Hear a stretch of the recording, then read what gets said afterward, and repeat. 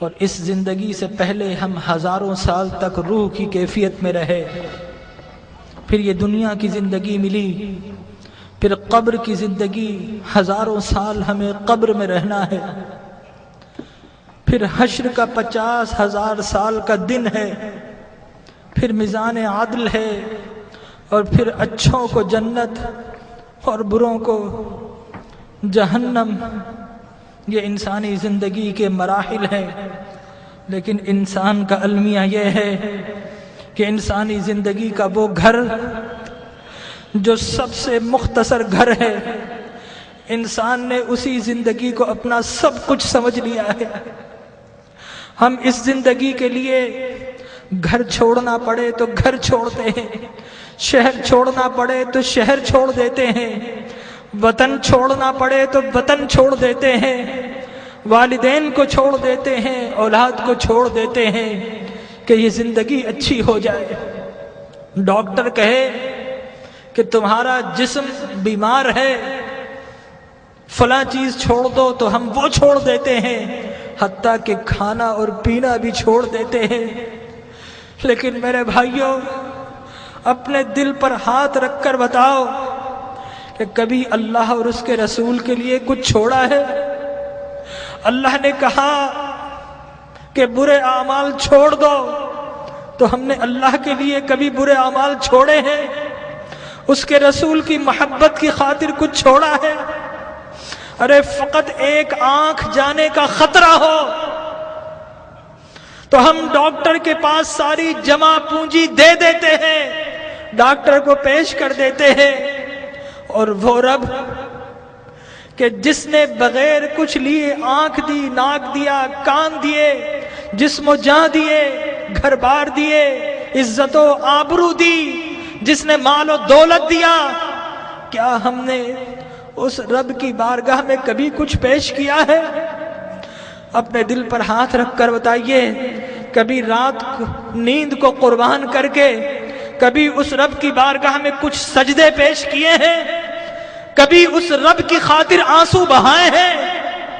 ارے اس دنیا کو سب کچھ سمجھنے والوں، اس دنیا کو بڑا ہم سجاتے ہیں، گھر میں رنگ و روغن کرتے ہیں، فانوس لگاتے ہیں، وائٹ واش کرتے ہیں، قیمتی گدے اور قیمتی سامان سے اپنی زندگی کو آرام پہنچاتے ہیں، لیکن یاد رکھیے کہ یہ زندگی 60-70 سال کی زندگی ہے۔ آگے کی جو زندگی، قبر کی جو زندگی ہے، وہ ہزاروں سال کی زندگی ہے، اور خدا کی قسم ہماری قبر ہمیں پکار رہی ہے۔ یہ ہم ہی نکمے ہیں، نہیں سنتے، ہماری قبر کہہ رہی ہے کہ لوگوں میں بھی تو تمہارا گھر ہوں، لوگوں میرے پاس بھی تم کو آنا ہے۔ اے دنیا کے گھروں کو سجانے والوں، کبھی میری سجاوٹ کا بھی انتظام کیا ہے؟ اگر نہیں کیا تو یاد رکھو کہ میں اندھیرا گھر ہوں، میرے پاس روشنی نہیں ہے، میرے پاس آؤ تو روشنی کا انتظام کر کے آنا، میرے پاس آؤ تو چراغ لے کر آنا۔ ارے میں تو لوگوں کی پسلیوں کو بھیج دیتی ہوں، میرے پاس تو ڈسنے والے سانپ اور بچھو ہیں، میرے پاس تو اندھیرے ہیں۔ ہماری قبر پکار رہی ہے کہ لوگوں میرے پاس تو سنگریزے ہیں، میرے پاس تو تعفن ہے، پیپ ہے، پس ہے، میرے پاس آؤ تو انتظام کر کے آنا۔ خالی ہاتھ آئے تو پھر بڑا پچھتاؤ گے، میرے پاس آؤ تو ایک اعمال کا دیا ہاتھ میں لے کر آنا۔ لیکن ہمارا المیہ یہ ہے کہ ہم قبر کی پکار سننے کو تیار نہیں ہیں۔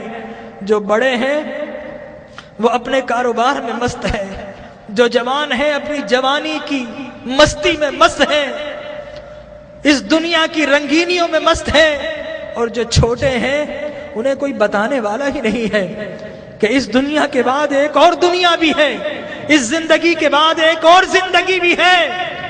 بتائیے، اگر آپ سے کوئی کہے کہ دیوار کے پیچھے کوئی گن لے کر کھڑا ہے تو آپ جائیں گے؟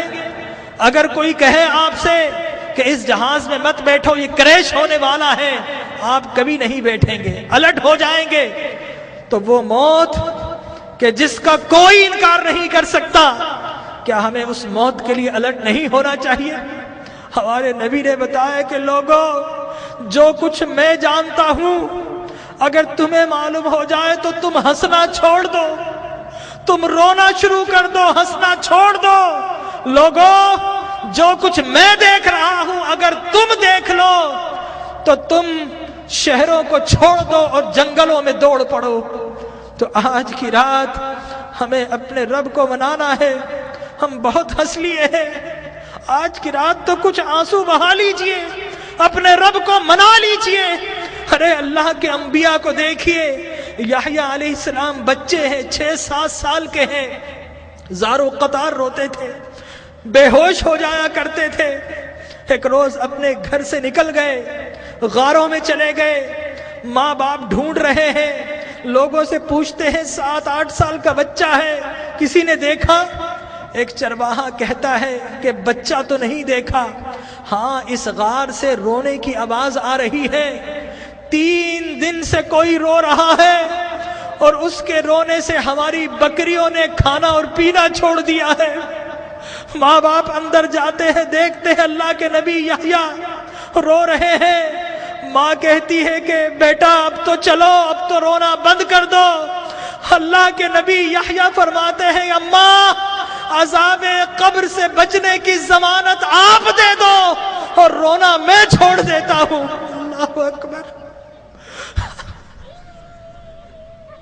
تو آج کی رات اپنے رب سے عذاب کی پناہ مانگنی ہے۔ حضرت ابراہیم بن ادھم ایک باتھ روم، ایک ٹوائلٹ میں جاتے ہیں، جانے کی کوشش کرتے ہیں، حمام کا مالک روک دیتا ہے، کہتا ہے پیسے دو۔